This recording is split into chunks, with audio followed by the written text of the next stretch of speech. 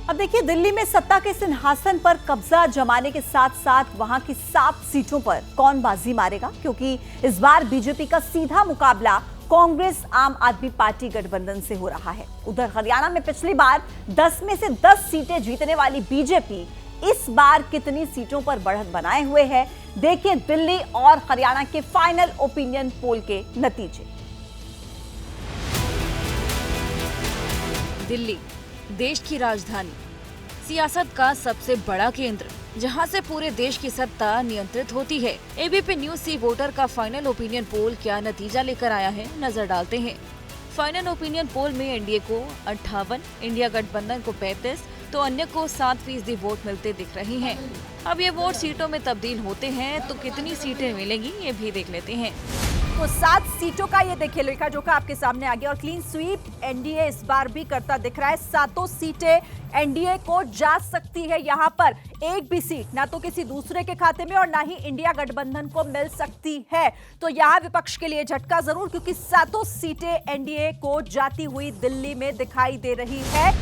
दिल्ली में 2019 में भी एनडीए यानी कि बीजेपी को सभी 7 सीटों पर जीत मिली थी। कांग्रेस और आम आदमी पार्टी अलग अलग चुनाव लड़ी थी, लेकिन इस बार दोनों में गठबंधन है और कांग्रेस 3 तो आम आदमी पार्टी 4 सीटों पर चुनाव लड़ रही है।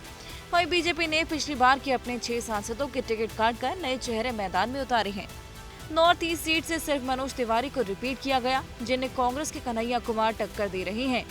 चांदनी चौक से बीजेपी ने प्रवीण खंडेलवाल को उतारा है। उनका मुकाबला कांग्रेस के जयप्रकाश अग्रवाल से होगा। नॉर्थ वेस्ट सीट पर बीजेपी के योगेंद्र चंदोलिया और कांग्रेस के उदित राज के बीच मुकाबला है।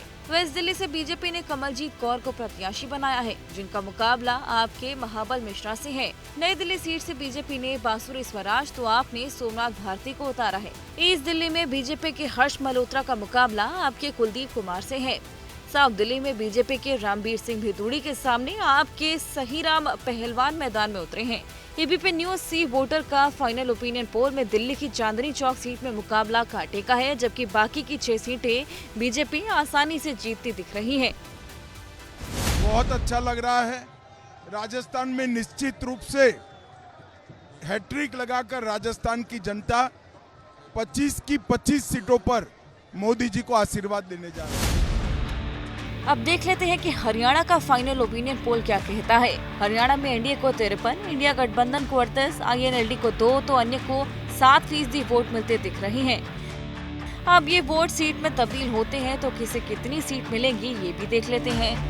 तो एनडीए यहाँ पर 9 सीट जीतती हुई नजर आ रही है। इंडिया अलायंस की बात की जाए तो इंडिया अलायंस सिर्फ 1 सीट जीतती हुई नजर आ रही है और आईएनएलडी का खाता नहीं खुल पा रहा है। और अदर्स की बात की जाए तो वो भी 0-0 पर। ये हरियाणा का मिजाज इस वक्त आप देख रहे हैं।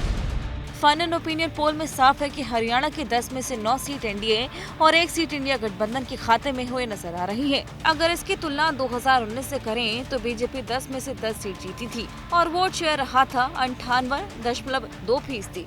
लेकिन इस बार 1 सीट इंडिया गठबंधन के खाते में जाती दिख रही है और 2 सीट पर कड़ा मुकाबला होता नजर आ रहा है।